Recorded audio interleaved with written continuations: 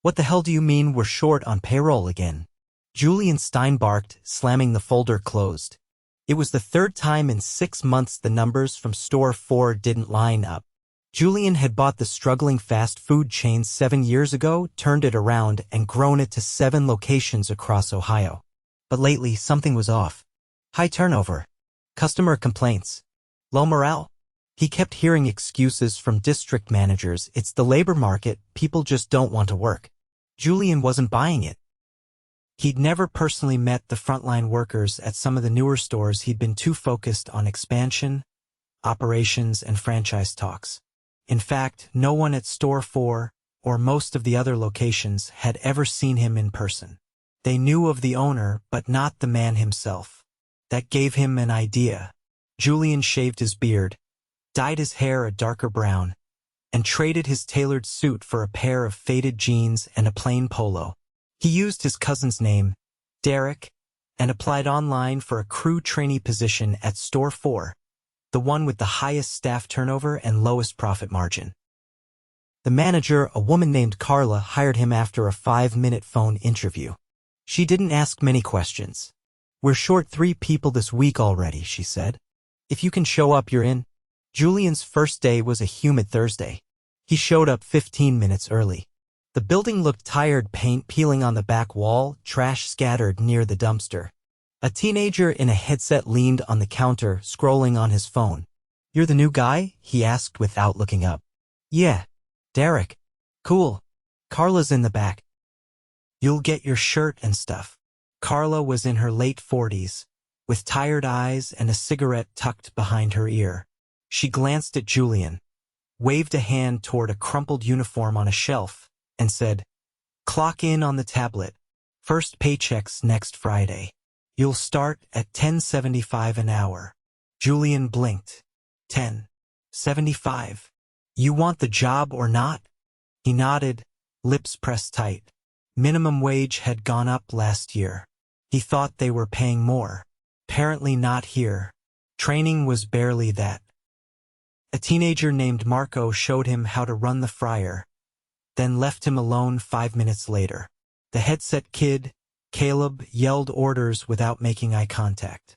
Carla barked at everyone from the back office, rarely stepping out. Julian burned his hand on the fryer basket around 10 a.m. No one noticed. During lunch rush, a customer shouted because his burger was missing cheese. Carla stormed out and chewed out a girl named Bree in front of everyone. "I can't keep covering for your screw-ups, Bree. Maybe if you weren't always half asleep." Bree's hands shook as she wrapped another sandwich. She didn't say a word. Julian watched her closely. She looked about 19. Quiet. Focused.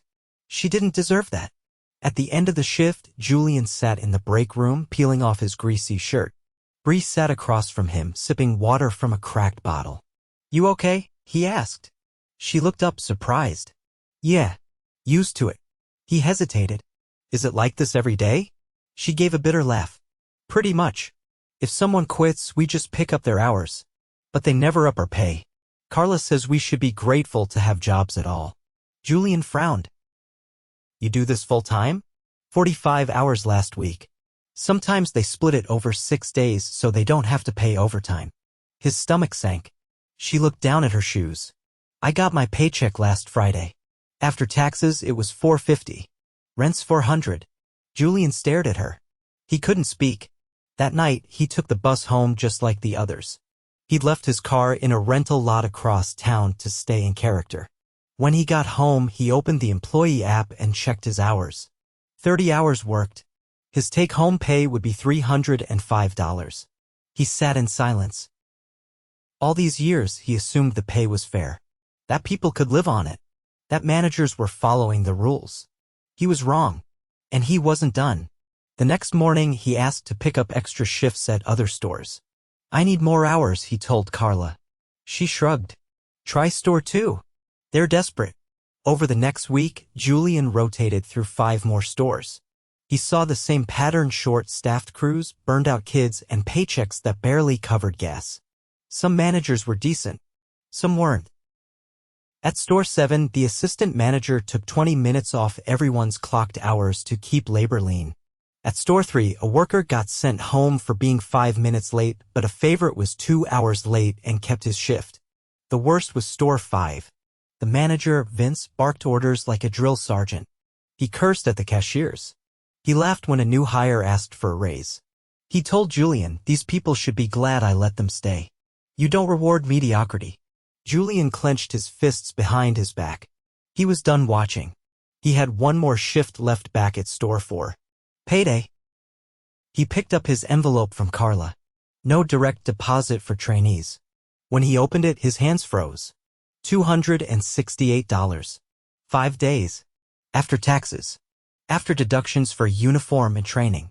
He looked at Bree, who was staring at her own envelope. She looked like she might cry. He couldn't stay silent anymore. Julian stood in the cramped break room, paycheck in one hand, the other resting on the edge of the dented metal table. Bree hadn't moved. Her envelope was still unopened. Her eyes were locked on the plastic clock above the microwave. He glanced at her, then at the door. No one else was around. "You all right?" he asked quietly. She blinked a few times. "I already know what it says." Julian folded his envelope and slipped it into his pocket. "You ever think about leaving?" She laughed under her breath. "Where would I go? I've got rent. My cousin watches my kid when I'm here. I can't just start over." He nodded slowly. "You ever talk to Carla about moving up? Training to be a shift lead?" "I asked once. She said I wasn't leadership material. Didn't even explain why." Julian didn't respond. He didn't trust himself to speak. Outside, the lunch crowd was already building. The fryers hissed and sputtered. Caleb shouted something across the counter, and someone slammed the back door hard enough to rattle the light fixture above them. Bree stood up. "Break's over." Julian checked the time. She still had 5 minutes. "Why not take the rest?" She opened the door. "Because if I do, they'll cut my next shift." She disappeared into the kitchen. Julian stayed behind, staring at the dented refrigerator. A yellow flyer was taped to the front. "Corporate visit next month. Let's show them how Store 4 shines." The irony burned. That afternoon, Carla called him into the office. "Hey, Derek. Quick thing." She didn't look up from her screen. "You're not bad. Reliable. But I need to cut a day off your schedule next week. We're a little heavy on hours." He kept his tone even. "I thought you were short-staffed." She leaned back in her chair. "We are. But I gotta keep payroll lean. Head office watches that like a hawk. If I go over, they dock my bonus." He nodded slowly. "Makes sense." That night, Julian sat in his car in a grocery store parking lot 2 blocks away. He didn't go home. Not yet. He pulled out his phone and started a list. Store 4, understaffed. No real training. Verbal abuse. Shady scheduling. Store 5, Vince inappropriate behavior, hostile environment. Store 7, time theft. Bree overworked, underpaid, dismissed when asking for growth. He stared at the screen. Then he added one more line. Carla manipulating hours to protect her bonus. The next morning, he returned to Store 4 for the early shift. The air smelled like burned grease and floor cleaner. Bree was already by the grill, her apron stained, hair tied back with a fraying band. Julian walked past her and headed toward the supply closet. He found Marco stacking sauce boxes. "Hey," Julian said. "You been here a while?" Marco looked up. "Since last summer. You ever get a raise?" Marco laughed. "Not unless you count more hours for the same pay." Julian crouched beside him. "You ever talk to Carla about it?" Marco lowered his voice. "She says she'll put in a recommendation, but nothing ever happens. I think she forgets on purpose. She only cares about the numbers." Julian stood. "Thanks." He didn't go back to the front. Instead, he walked around to the back parking lot. There was a stack of broken chairs next to the dumpster, some rusted, some missing wheels. Behind them, a plastic crate was propped open with old time cards inside. He pulled one out, then another. The clock and times were scribbled in pen. Some had notes next to them: cut hours, too slow, do not rehire. Back inside, he found Bree refilling the napkin dispensers. "Hey," he said. "If someone asked you what would make this job better, what would you say?" She raised an eyebrow. "Like, really asked? Not just pretending to care." He nodded. She thought for a moment. "Respect. That'd be a start. A manager who doesn't talk to us like we're disposable." Julian didn't say anything. She hesitated, then added, "And decent pay. Not even a lot. Just enough so I'm not choosing between groceries and bus fare." Later that day, Julian was transferred to Store 5. Carla said Vince needed help covering a late shift. He arrived at 4. Vince was in the office, feet up on the desk, watching a video on his phone. He didn't acknowledge Julian for a full 2 minutes. Then, without looking up, he said, "You're the new guy, right? Do fries. Don't screw it up." Julian made his way to the fryer station. The oil hadn't been changed in days. The filter light was flashing red. A girl named Lena was working register. She looked maybe 17, chewing gum nervously between customers. When one man complained his order was wrong, Vince came out from the back. "You got ears, girl?" He said, "No pickles. Maybe use your brain next time." Lena flinched. "Sorry. I'll fix it." Julian froze. That wasn't a one-time slip. That was humiliation. After the rush, he pulled Lena aside near the mop sink. "You okay?" She nodded quickly, eyes darting toward the office. "It's fine. He's like that with everyone. That doesn't make it fine." She looked away. "I need this job. I'm helping pay for my mom's meds." Julian gritted his teeth. "You ever report him?" She shook her head. "To who? Carla? She and Vince are friends. She's the one who hired him." That night, Julian sent a message to his assistant from a burner email. He gave her a list of employees, dates, and store locations. At 6 the next morning, Julian walked into Store 5 again, this time wearing his real clothes. He didn't clock in. He walked straight into the office. Vince was half asleep in his chair. Julian shut the door. "Get up." Vince blinked. "You wait, what?" "I'm Julian Stein. I own this company." Vince's face drained. What are you talking about?" "You're that Derek kid." "No. I've been undercover for 2 weeks. I've seen everything." Vince stood up, stammering. "Hey, listen, if something happened, I can explain. You humiliated a 17-year-old girl in front of customers yesterday. You threatened to cut hours for people who spoke up. You've been shaving time off shifts to keep your numbers down." Vince opened his mouth, but Julian cut him off. "You're done. Clean out your things. Security will escort you out in 10 minutes. Julian walked out into the dining area. Lena was wiping down a table. He approached her gently. "You're safe now," he said. "He's gone." She stared at him. "What?" "I'm the owner. Vince just found out." She blinked, then looked around as if expecting a camera crew. "This isn't a joke?" "No," she started crying. Not loud. Just a slow, quiet release. Julian let her be. She'd earned her space. He spent the rest of the day visiting every store. One by one. In his real clothes. No disguise. At Store 7, he pulled the assistant manager aside and showed him the time theft reports. "You've been changing time cards. That's illegal." The man tried to deny it. Julian handed him a printout. "We've got signatures." "You're done here." At Store 3, he called the manager into the office. "You play favorites. You discipline people inconsistently. That ends today." By the time he returned to Store 4, the sun was setting. Bree was stocking sauces near the drive-through window. She did a double take when she saw him. "You're the owner?" she asked, voice low. "I am." She stepped back. "You lied to me. I had to see the truth. Not what gets filtered through reports." She didn't say anything. "I'm not here to apologize," he continued.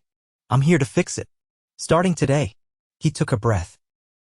"You're being promoted to shift supervisor. Full training. New pay rate. And you'll help us build out a real onboarding program. So no one gets thrown into chaos on day 1 ever again." Her eyes widened. "Why me?" "Because you never stopped showing up. Even when you had every reason to walk away." She exhaled slowly. "Okay." Julian nodded. "And Carla's gone. Effective immediately." Bree's hand went to her chest. "Wait, what?" "She threatened people's hours to protect her own bonus. That's not leadership." She stared at him for a long moment. You mean it? You're actually doing this? I can't fix everything overnight, but I'm not leaving this company in the hands of people who treat workers like numbers.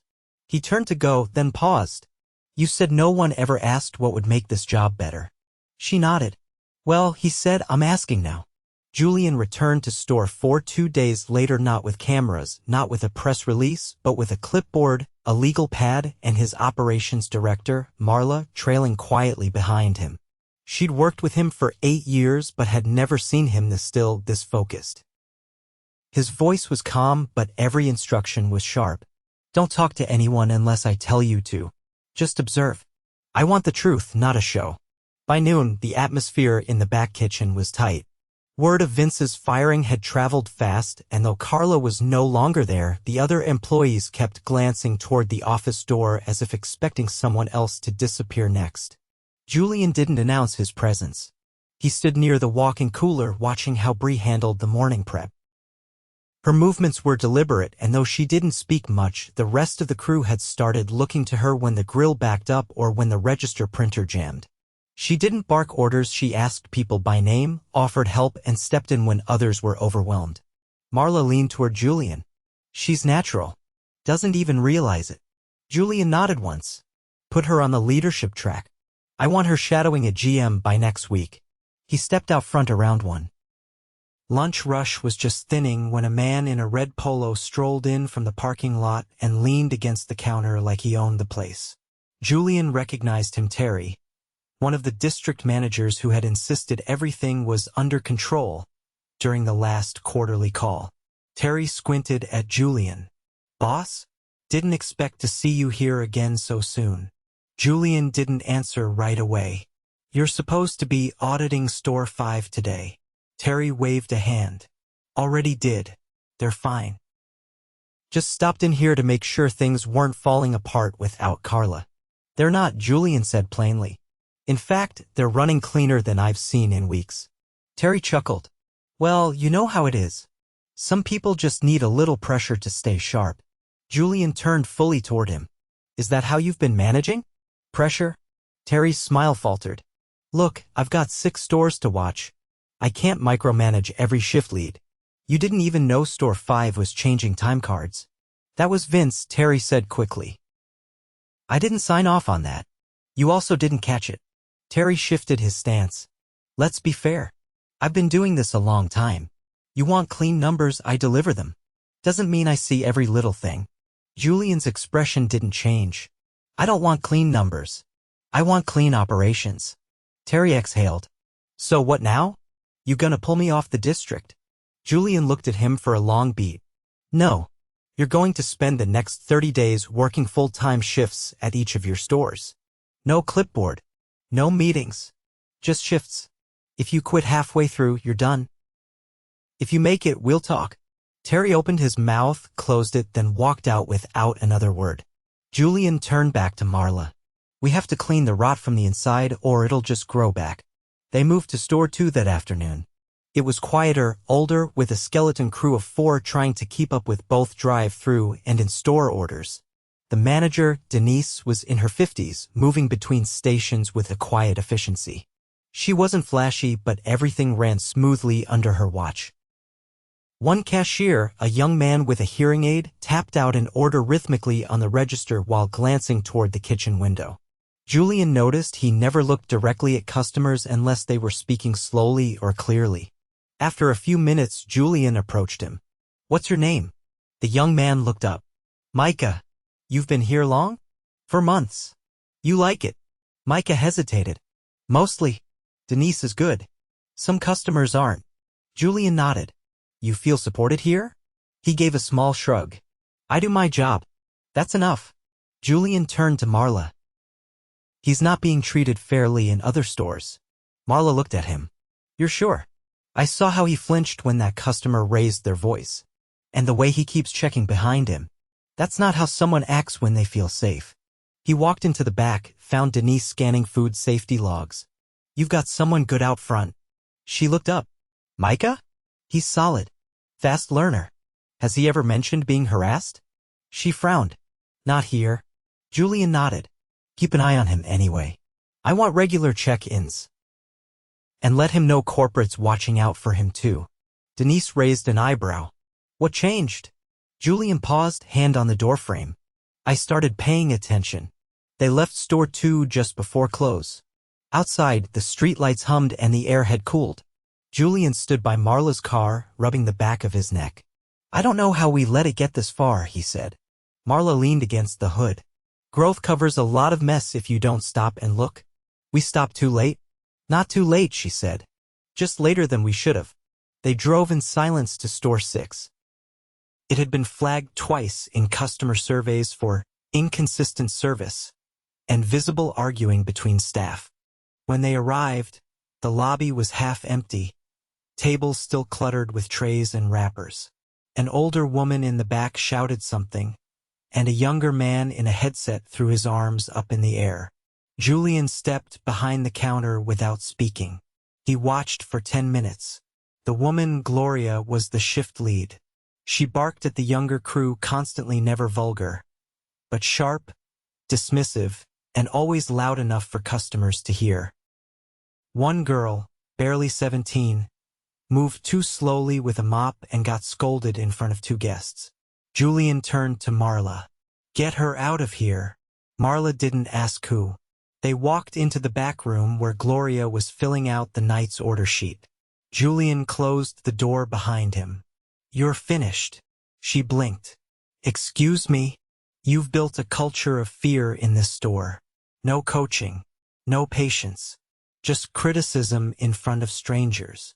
I've been doing this longer than most of them have been alive. That's exactly the problem. She scowled.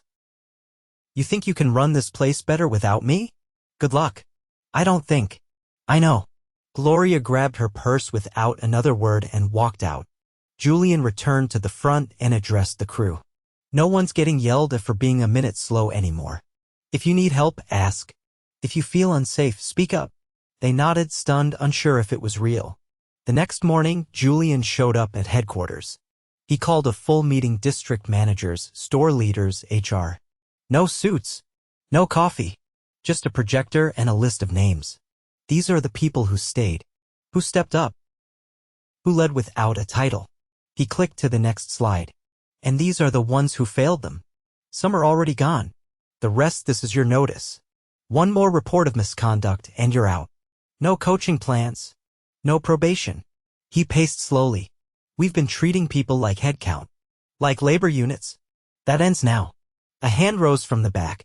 It was Paula, GM of Store 1. What about the stores that stayed clean? That kept their people. Julian nodded. They get priority in the new profit-sharing plan. And first picks on the hiring bonuses. Gasps rippled across the room. He held up a hand. This isn't a reward. It's overdue. After the meeting, Julian sat in his office alone for the first time in weeks. The room felt smaller, quieter.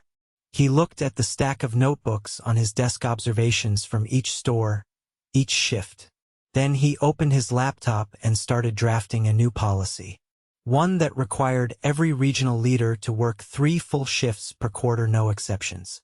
One that guaranteed scheduling transparency, a grievance hotline with direct access to HR, and a commitment to pay equity across all stores. He didn't call it reform. He called it correction. And he wasn't asking for permission. Julian sat at a folding table in the back of Store 4, sleeves rolled up, a fresh cup of black coffee cooling beside him. The room still smelled faintly of fryer oil and vinyl, but it was quieter now.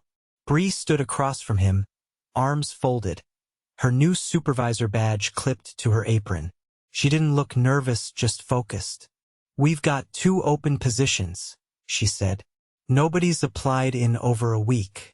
I've been covering the register when Caleb's on break, and Marco's been pulling double shifts. Julian scribbled a note. What's the biggest blocker? No one wants to work for food stamps and headaches, she said plainly. And the ones who might, they ask around and hear what it used to be like here. Julian nodded once. That's going to change, but not with a job posting alone. He turned to Marla. standing quietly by the door, tablet in hand. We need to rebuild trust before we recruit. Start with current staff. Referral bonuses only kick in if the new hire stays 60 days. Fair. Bree gave a slight nod. That's smart. Marla typed quickly. We'll roll it out this week. Julian looked back at Bree. You're not covering both front and back anymore. I'll send someone from store 1 to help stabilize shifts until we get new hires. You and Marco split the lead duties, but I want you off the register unless it's an emergency. I'll need time to train him. You'll get it, Julian said. You're not patching holes anymore. You're building something. Down the hall, the fryer buzzed. It was just past 9 and the breakfast rush had slowed. Caleb passed by the doorway with a stack of cups. He paused, unsure. Julian waved him in. Got a minute? Caleb stepped inside, keeping his eyes low. Julian gestured to the seat next to him. Sit. He hesitated, then lowered himself into the chair. Did I mess something up? No, Julian said calmly. I want to talk about next steps. Caleb glanced at Bree, then back at Julian. For me, you've been here how long? 7 months. And in that time, you've run drive-through, handled prep, and trained 2 new hires. Caleb gave a cautious nod. You've got potential, Julian said. But I need to know what you want out of this. Not what you think I want to hear. Caleb took a breath. I want to move up, eventually. But I've got to finish school first. I've been doing night classes. Good, Julian said. We've set aside budget for tuition support. It's been collecting dust. I want you to apply. I thought that was only for full-timers. It was, Julian said. Now it's for anyone logging more than 25 hours a week. Caleb leaned back, stunned. That would help a lot. Then take it, Julian said. And when you graduate, we'll talk again about where you want to go. Bree looked over. You're serious about all of this? Julian stood. I've seen what happens when leadership forgets who really keeps the lights on. I won't forget again. By noon, they were back on the floor. Marla had left to coordinate staffing support, and Bree had taken over the kitchen to give Marco time to finish his prep.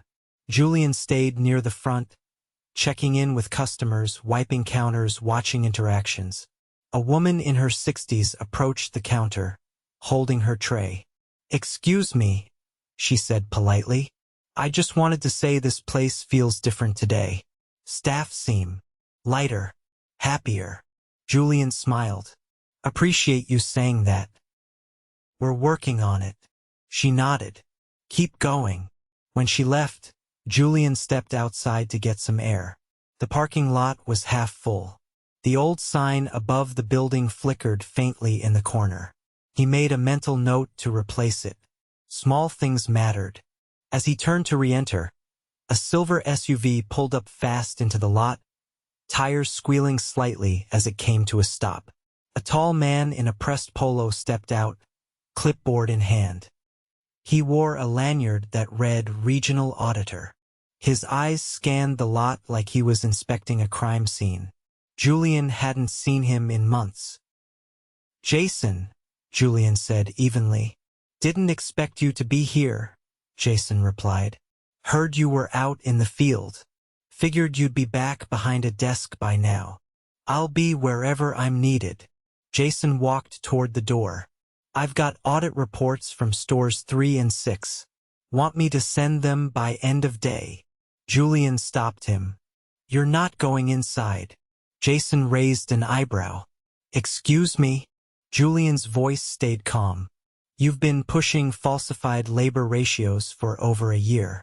You ignored 2 harassment complaints from store 6. And you signed off on a performance evaluation for a manager you hadn't visited in 6 months. Jason's face tightened. That's a serious accusation. It's a confirmed one, Julian said. HR has the documents. Your access has already been revoked. You're firing me? I'm removing you from the company. Effective immediately. Jason opened his mouth to speak, but Julian cut him off. This isn't personal. This is about integrity. You lost yours somewhere between spreadsheets and bonus targets. Jason didn't argue. He turned and walked back to his car without another word. Inside, Bree glanced up as Julian returned. "Everything okay?" "Better now," he said. Later that week, Julian convened a staff-wide call. Not just managers, every employee across every store was invited. No filters, no polished slideshow. He stood in front of a webcam in a plain conference room. "I built this company from the ground up," he began. "But I lost sight of what mattered. I thought numbers told the whole story. They don't." He paused. "I saw what you go through. The double shifts. The broken equipment. The fear of speaking up. And I saw how many of you kept showing up anyway." He reached down and picked up a small envelope. "This was my paycheck from 2 weeks ago when I worked undercover. $268. After 5 full days." He held it up. "That's not survival. That's not dignity. That ends now." He outlined the changes. Transparent scheduling. Pay adjustments across high-volume stores. A third-party grievance line. Tuition support for all qualifying employees. A new internal promotion pipeline. And then he said what mattered most. "This company is yours as much as it's mine. If we're going to grow, we're going to do it together." He ended the call without applause. Just a quiet nod and a final look into the camera. Over the next month, the changes took root. Slowly. Not perfectly. But real. At Store 4, Bree trained 2 new hires. One dropped out after a week, but the other stayed. Marco stepped into a shift lead role. Caleb cut back his hours slightly to focus on school. Julian visited once a week without warning. Sometimes he just sat in the corner, drinking coffee, watching. At Store 5, a new manager, a former assistant from Store 1, took over. She ran a tight, respectful team. Turnover slowed. One of the girls who'd nearly quit came back. At headquarters, old posters were replaced. The Employee of the Month wall became Stories That Matter, featuring handwritten notes from staff about the moments they were proud of, whether it was helping a coworker through a hard shift or making a customer's day. Julian didn't make grand speeches anymore. He didn't need to. One afternoon, Bree found him in the back room fixing a jammed receipt printer. "You're not too good for busted hardware," she teased. He grinned.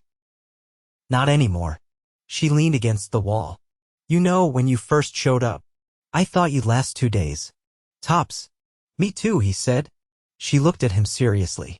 "Thanks for not walking away." He looked up. "Thanks for not letting me." Outside, a customer laughed as they left the counter. Inside, the fryer buzzed, the register beeped, and the store kept running. Not because someone was watching, but because someone finally had.